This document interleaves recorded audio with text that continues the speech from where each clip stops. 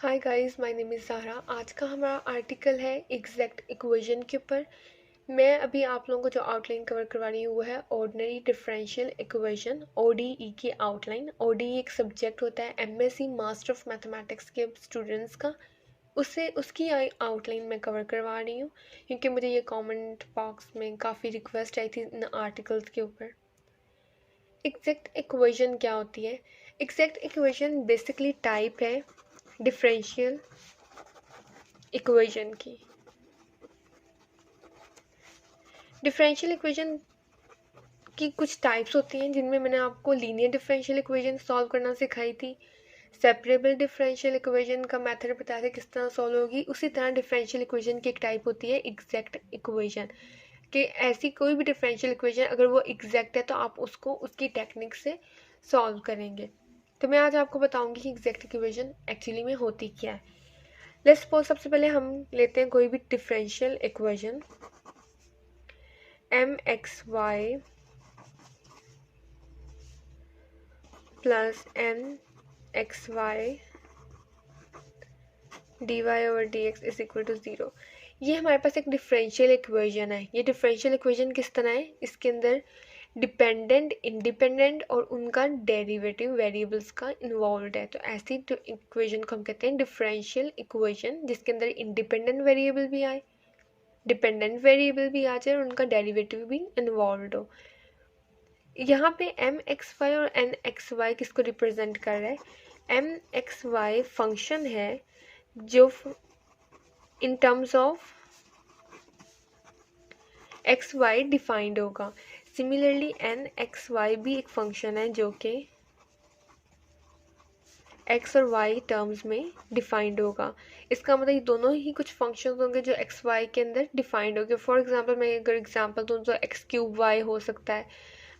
अगर मैं एग्जांपल दूँ तो x cube y, x square y. Similarly अगर मैं इसकी एग्जांपल दूँ तो x square plus y plus one. ये कुछ भी ऐसे फंक्शंस हैं जिनके अंदर एक्स और वाई दोनों ही वेरिएबल इन्वॉल्व होंगे, एम और एन। अगर आपके पास ये कोई भी डिफरेंशियल इक्वेशन है तो क्या ये एग्जैक्ट है कि नहीं, सबसे पहले तो हम ये देखेंगे किस तरह चेक करना है। तो सबसे पहले आपने क्या करना है, एम और एन दोनों को लेना है, इसके ऊपर ये कंडीशन अप्लाई करनी है।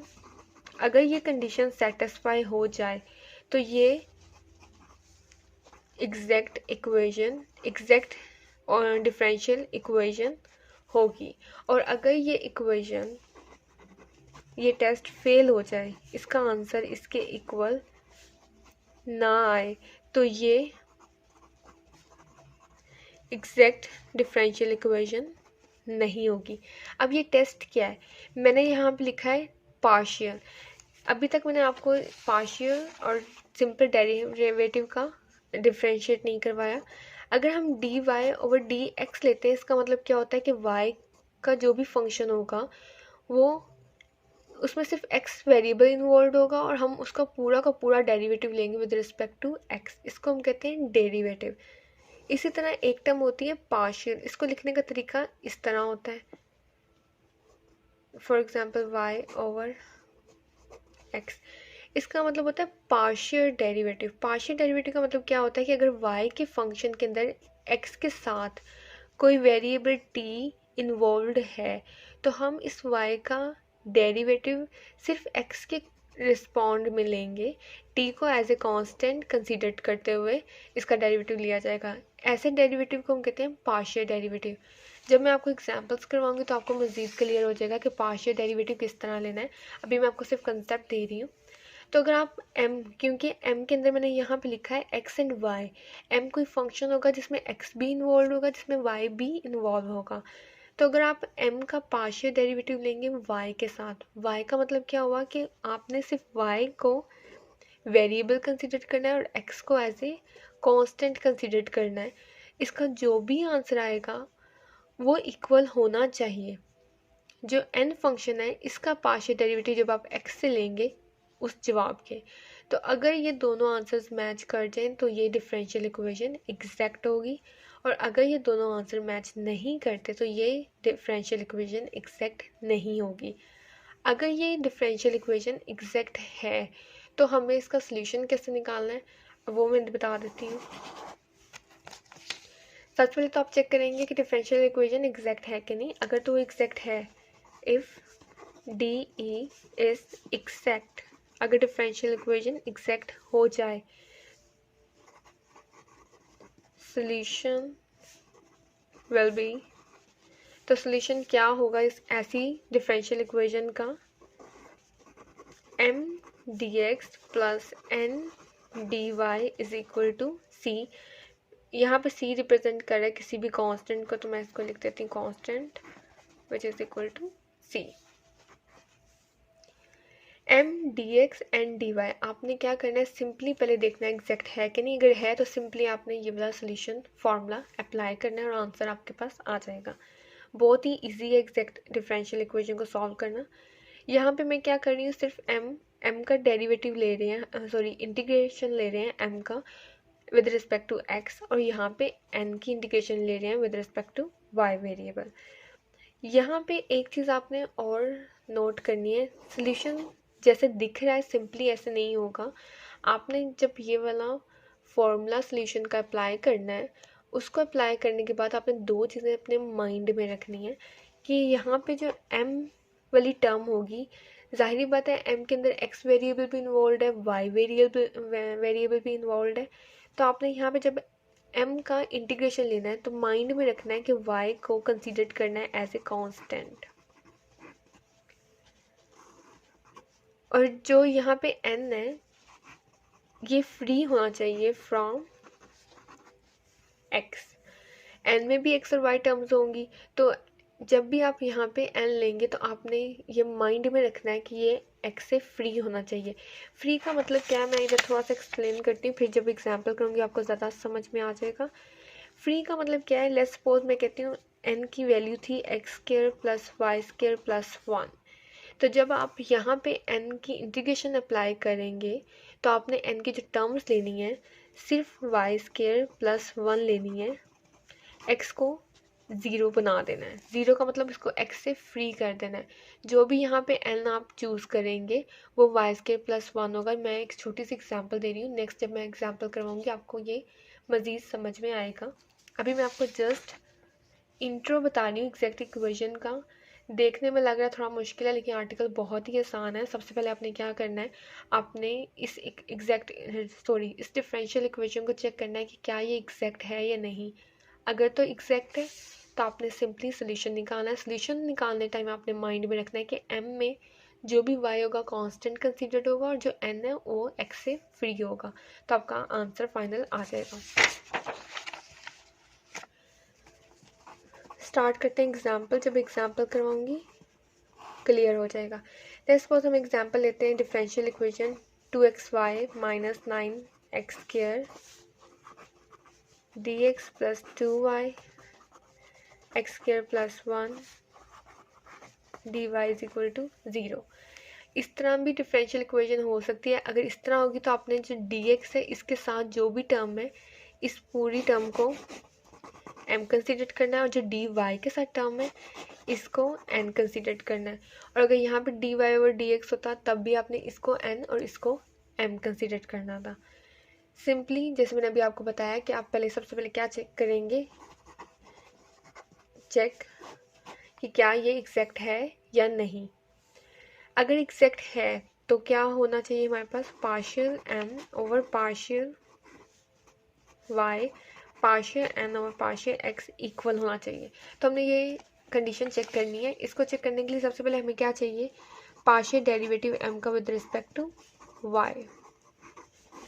यहाँ पे आप ले लें m किसके इक्वल है, 2xy माइनस 9x²। मैंने अभी आपको बताया था कि पार्शियल का मतलब क्या होता है कि अगर आपके पास जो भी फंक्शन है उसके अंदर एक से ज़्यादा वेरिएबल इन्वॉल्व हैं, तो जिसके रिस्पेक्ट में आपने डेरिवेटिव लेना है उसको एज ए वेरिएबल कंसीडर करना है, और जो कोई और वेरिएबल होगा उसके साथ में उसको एज ए कांस्टेंट कंसीडर करना है। तो हमने पार्शियल ओवर पार्शियल y लिया, हमने m का पार्शियल डेरिवेटिव लेना है विद रिस्पेक्ट टू y, तो y हम कंसीडर करेंगे वेरिएबल और x कंसीडर करेंगे कांस्टेंट। तो जिस तरह हम डेरिवेटिव में कांस्टेंट को ट्रीट करते हैं वैसे ही हम एक्स को ट्रीट करेंगे। तो यहाँ पे दो टर्म्स हैं, दोनों का सब्ट्रैक्शन हो रहा है, तो हम दोनों का अलग अलग से पार्शियल डेरिवेटिव ले लेते हैं।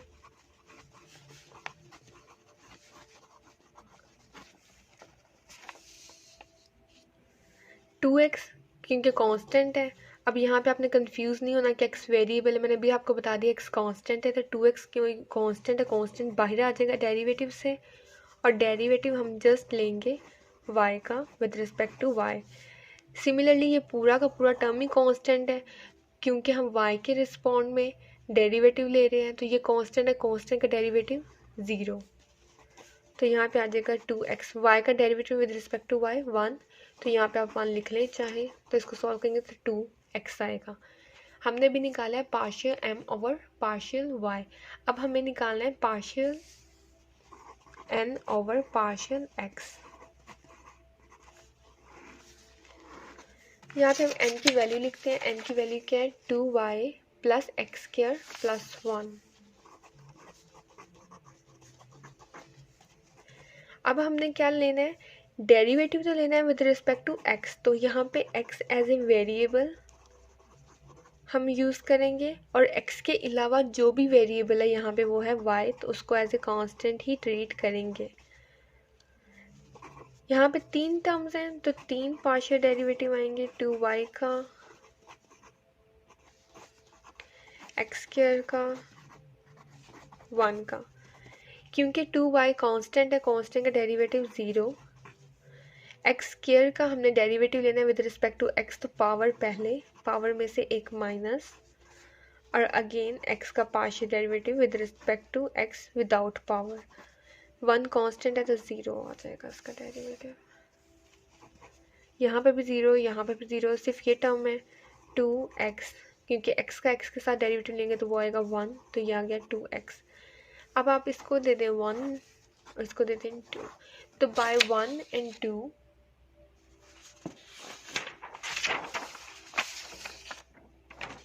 अगर हम देखें 1 और 2 को यूज़ करें, यूजिंग 1 एंड 2, हमें क्या पता चला, पार्शियल m और पार्शियल y किसके इक्वल है 2x के, और यही इक्वल है पार्शियल n और पार्शियल x के। इसका मतलब ये हमारे पास इक्वेशन क्या होगी, एग्जैक्ट हो गई। अगर ये एग्जैक्ट है तो अब आपने इसके ऊपर एग्जैक्ट का सॉल्यूशन लगाना है। एक और बात, जब आपने इस एग्जैक्ट इक्वेशन को, डिफरेंशियल इक्वेशन को सॉल्व करना है, तो आपने इसको एग्जैक्ट है कि नहीं चेक लाजमी करना है, और चेक करने, जो चेक आपने करना है रफ पे नहीं करना, आपने ये सॉल्यूशन इसका पूरे का ही पार्ट है। पहला पार्ट ये होगा कि आप एग्जैक्ट चेक करेंगे, और सेकंड पार्ट क्या होगा कि आप इसका सॉल्यूशन निकालेंगे। तो अब हम निकालते हैं इसका solution, solution of exact differential equation. तो सॉल्यूशन मैंने भी आपको बताया था किसके इक्वल होगा, m dx एंड dy, तो आप इधर लिखेंगे m dx and dy is equal to c। अब हमारे पास m क्या है 2xy माइनस 9x स्क्वायर,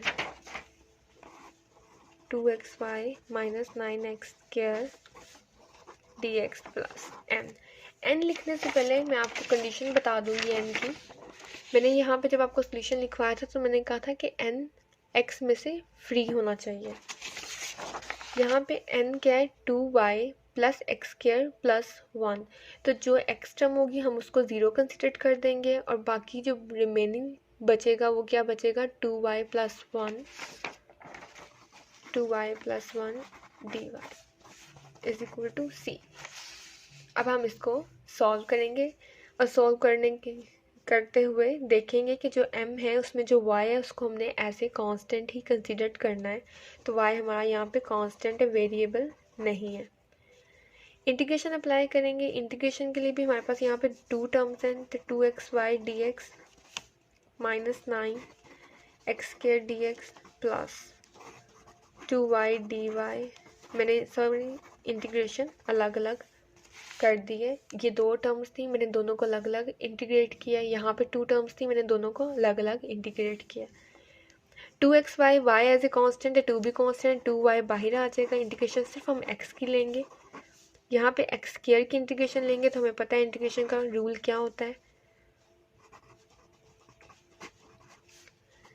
यहाँ पे 2 कांस्टेंट बाहर आ जाएगा, इंटीग्रेशन हम जस्ट y की लेंगे और यहाँ पे सिर्फ 1 है तो 1 की इंटीग्रेशन y के रिस्पेक्ट में आ जाएगी y। यहाँ पे आ जाएगा 2y x square over 2, integration apply करने के बाद मैं सारी इंटीग्रेशन ले रही हूँ तो y की integration y square over 2 plus y equal c. मैं डिटेल में इंटीग्रेशन कंसेप्ट नहीं दे रही क्योंकि इंटीग्रेशन पर मैंने ऑलरेडी वीडियोस बनाई हुई है, यहाँ पे मैं जस्ट आंसर्स पुट कर रही हूँ। 2 से 2 कैंसिल, एक्स स्क्वायर वाई, 3 से 9 कैंसिल, 3x क्यूब, 2 से 2 cancel, plus Y square plus Y is equal to C. तो ये हमारे पास आ गया फाइनल आंसर। ये आपका फाइनल आंसर है। अगर आप इसको मज़ीद थोड़ा सा और सिंप्लीफाई करना चाहते हैं तो आप एक स्टेप और लेके आ सकते हैं। किस तरह, वाई के पहले इस टर्म को लिख लें, यहाँ पे भी वाई यहाँ पे भी वाई है तो आप इसको Y x square plus 1 Y common ले लें, minus 3x cube is equal to C. तो ये आपके पास आ जाएगा फाइनल आंसर। यहाँ तक भी ठीक था, यहाँ तक भी ठीक है। अब मैं आपको करवाऊंगी इससे रिलेटेड एक और एग्जाम्पल, लेकिन वो मैं करवाऊंगी आईवी प्रॉब्लम। आईवी प्रॉब्लम क्या होती है? Initial value problem. हम ले रहे हैं example 2ty over t square plus 1 minus 2t plus -2 plus log t square plus 1 y prime is equal to 0। और यहाँ पे हमारे पास एक कंडीशन है y5 इज इक्वल टू 0। तो ये हमारी सेकंड एग्जाम्पल। मैंने सेकंड एग्जाम्पल t वेरिएबल के साथ चूज़ की इसलिए ताकि मैं आपको बता सकूं कि इस तरह की डिफरेंशियल इक्वेशन में x एंड y ही ज़रूरी है। आपने नहीं ढूंढना कि x एंड y ही होगा, ty tx ये भी हो सकता है। आपने कंसेप्ट को लेके चलना है, इसलिए मैंने आपको ये वाली एग्जाम्पल यहाँ पे करवाने लगी है। कंसेप्ट कैसे होगा? जैसे मैंने आपको एग्जैक्ट इक्वेशन का बताया था कि mxy nxy dy over dx is equal to 0। Similarly यहाँ पे जो हमारे पास डिफरेंशियल इक्वेशन बन रही है वो कुछ इस तरह बन रही है, m ty plus n ty dy over dt is equal to 0। तो ये डिफरेंशियल इक्वेशन को लेके हम चलेंगे। जैसे मैंने एग्जैक्ट इक्वेशन में x एंड y के था, जहाँ जहाँ x था वहाँ वहाँ आप y करेंगे। तो इसका जब हम एग्जैक्ट चेक करेंगे तो किस तरह करेंगे? Partial m over partial y must be equal होना चाहिए partial n over partial t के।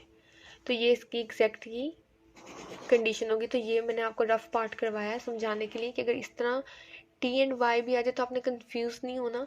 आप क्वेश्चन को देख के उसके ऊपर कंसेप्ट अप्लाई करेंगे। सॉल्व करते हैं इसको। सबसे पहले हम चेक करेंगे कि क्या ये एग्जैक्ट है या नहीं। यहाँ पे प्राइम का मतलब है dy ओवर dt, डेरिवेटिव है। प्राइम का मतलब होता है कि फर्स्ट डेरिवेटिव, तो dy ओवर dt ही है। तो आप इसको इस तरह लेके भी समझ सकते हैं। चेक हमने क्या करना है? Partial m over partial y equal होना चाहिए partial n over partial t के, तभी हम इसके ऊपर सोल्यूशन का फॉर्मूला लगा सकते हैं।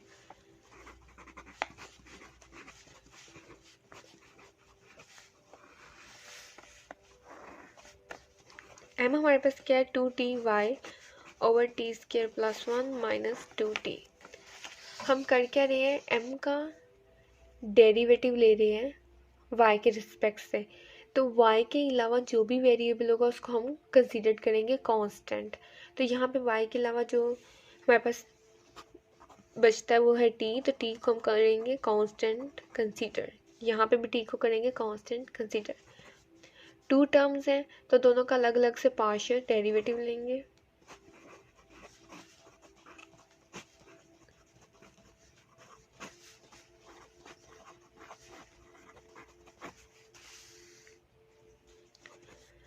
y सिर्फ वेरिएबल है, बाकी जितना भी कांस्टेंट है उसको हम बाहर ले जाएंगे।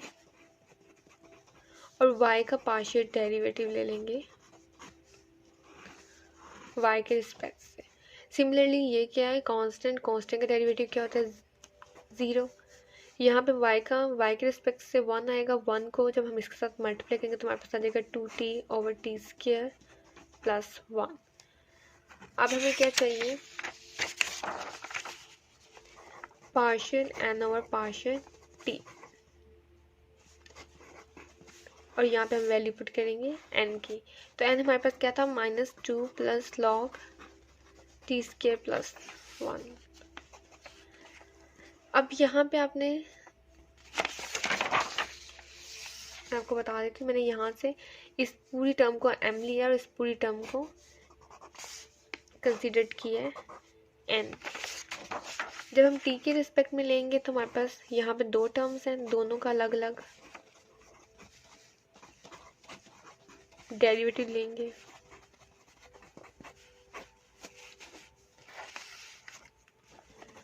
टू कांस्टेंट है, इसका derivative with respect to t 0। यहाँ पे log की फॉर्म है, log का जब भी हम डेरिवेटिव लेते हैं, यहाँ पे क्योंकि कोई और वेरिएबल नहीं था तो हमने इसको एज ए कंसीडर करा कंप्लीट वेरिएबल।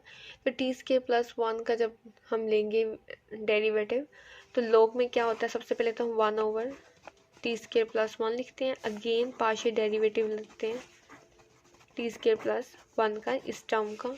ये सारे मैंने फॉर्मूलाज आपको करवाए थे, डिस्क्रिप्शन में लिंक मेंशन है, आप देख सकते हैं किस तरह log का हम डेरिवेटिव लेते हैं।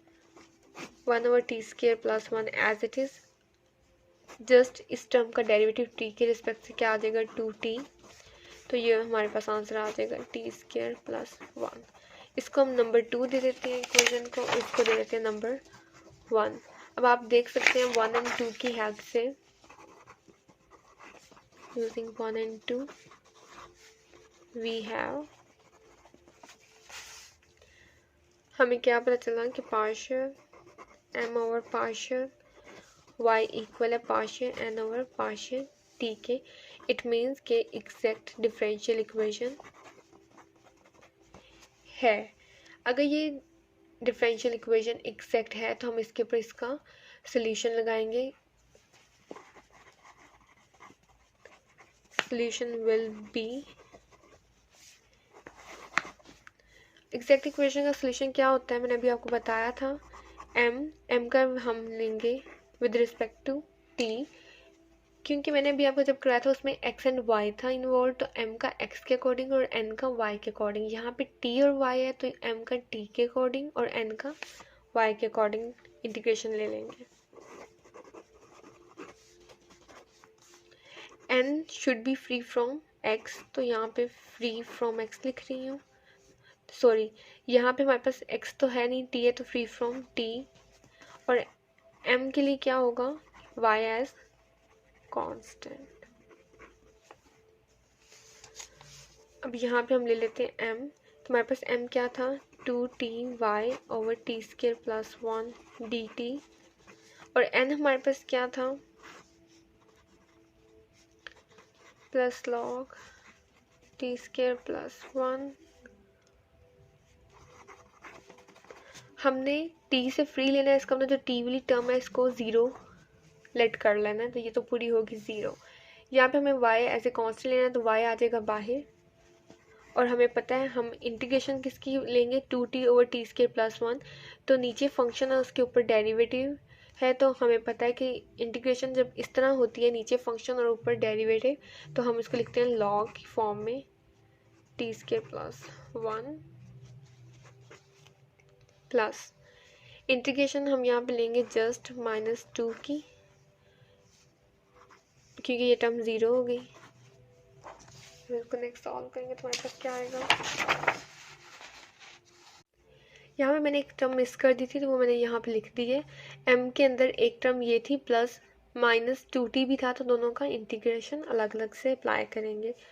यहाँ पे नीचे है फंक्शन, ऊपर है डेरिवेटिव, तो इसका y एज ए कांस्टेंट, तो y बाहर आ जाएगा और इसकी इंटीग्रेशन क्या आ जाएगी, t² प्लस 1 -2 बाहर आ जाएगा, t की integration with respect to t क्या हो जाएगी, t²/2।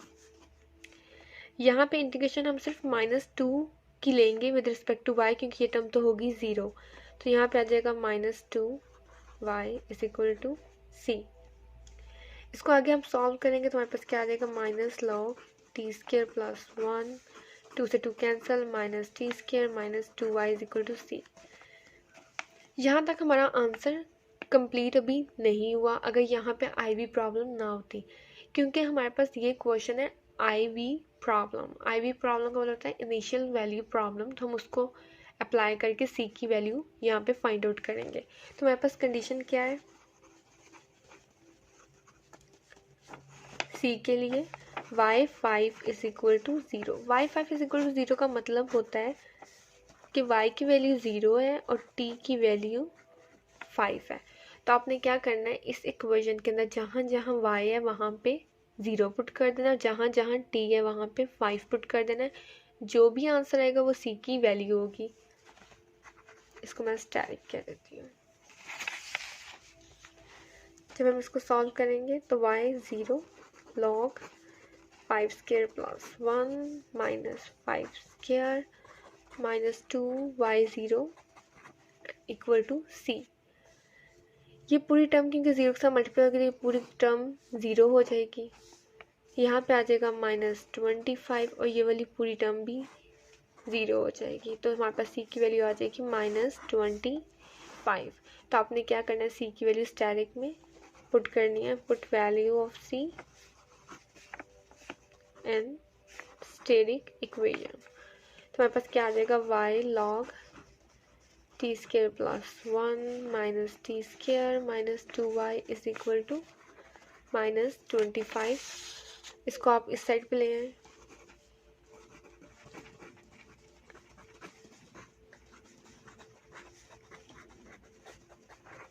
तो ये आपके पास आ गया फाइनल